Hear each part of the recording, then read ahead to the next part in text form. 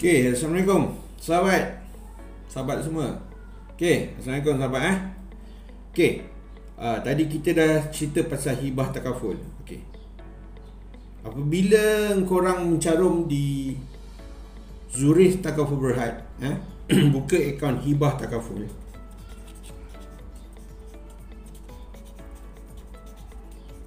Okey, buka akaun hibah takaful.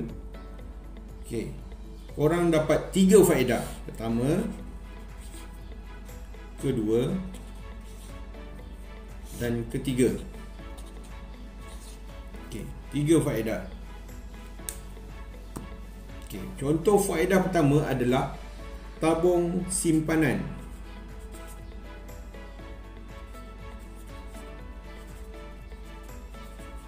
Okey, tabung simpanan. Contoh carum minimum RM100. Minimum carum RM100. Kalau nak RM1,000 pun boleh, tak ada masalah. Carum sampai contoh 20 tahun. 20 tahun. Okey, dekat sini ada nilai caruman plus dengan dividen. Okey. Akhir daripada caruman tempoh 20 tahun. Okey. Ini adalah faedah pertama, adalah tabung simpanan. Faedah kedua adalah tabung hibah keluarga. Hibah keluarga. Okay.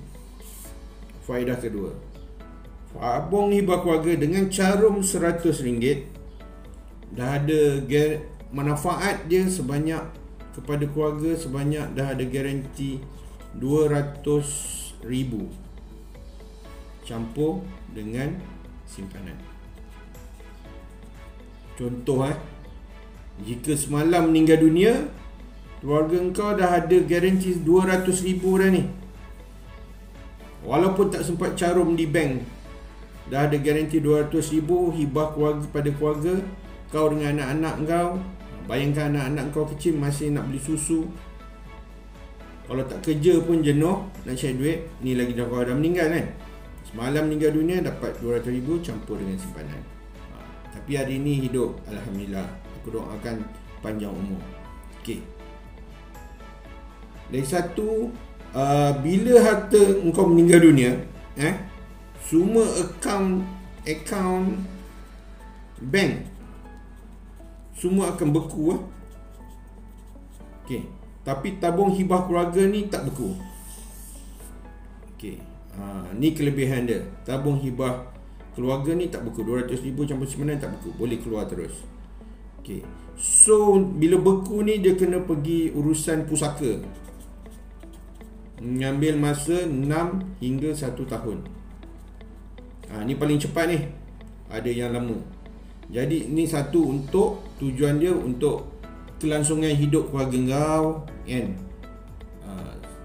Untuk beli susu, beli baju, beli makanan, bayar kereta. Yang ada gaji bulan-bulan tu pun cukup-cukup. Ni lagi bila kau tak ada kan. So mana pendapatan nak dapat. So ni dah ada garanti RM200,000 kan. Ni kalau meninggal dunia.